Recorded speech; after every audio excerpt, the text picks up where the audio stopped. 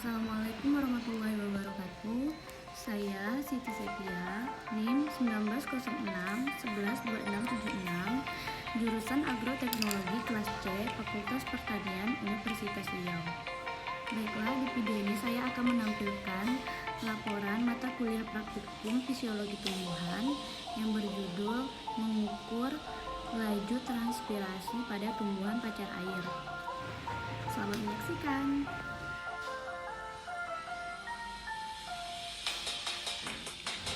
Sebelum masuk ke cara kerjanya, saya akan menjelaskan sedikit tentang transpirasi. Apa itu transpirasi?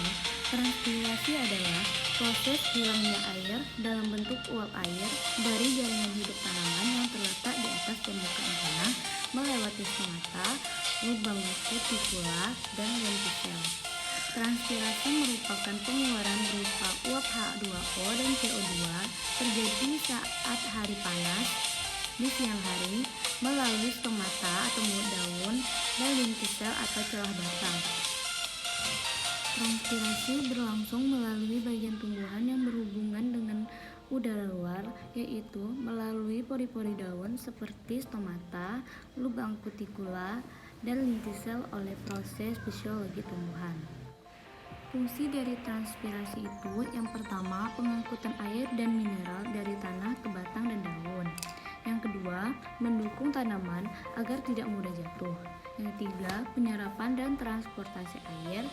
Yang keempat, asimilasi transportasi. Yang kelima, pengangkutan air ke daun dan distribusi air antar sel.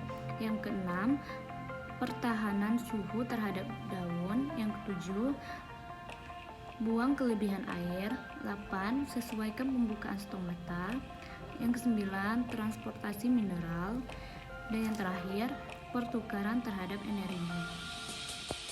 Fungsi dari transpirasi itu yang pertama, pengangkutan air dan mineral dari tanah ke batang dan daun. Yang kedua, mendukung tanaman agar tidak mudah jatuh. Yang ketiga, penyerapan dan transportasi air. Yang keempat, asimilasi transportasi. Yang kelima, pengangkutan air ke daun dan distribusi air antar sel. Yang keenam, pertahanan suhu terhadap daun. Yang ketujuh, buang kelebihan air. 8. Sesuaikan pembukaan stomata. Yang kesembilan, transportasi mineral. Dan yang terakhir, pertukaran terhadap energi. Adapun alat dan bahan yang digunakan untuk praktikum ini yang pertama yaitu kertas grafit, botol aqua, air, kapas, penggaris, pensil, dan tumbuhan pacar air.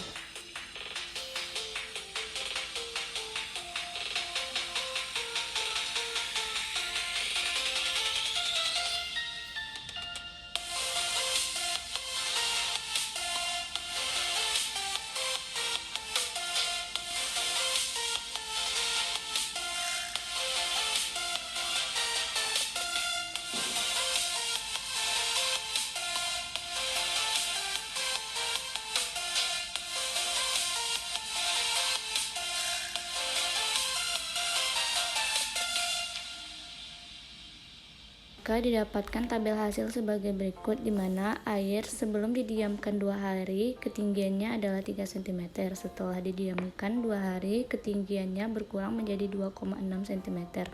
Maka selisih kurangnya adalah 4 cm. Selanjutnya yaitu luas permukaan daun sebelum didiamkan 2 hari yaitu 9 mm, sedangkan setelah didiamkan 2 hari luas permukaan daun menjadi 8,5 mm. Maka selisihnya adalah 0,5 mm.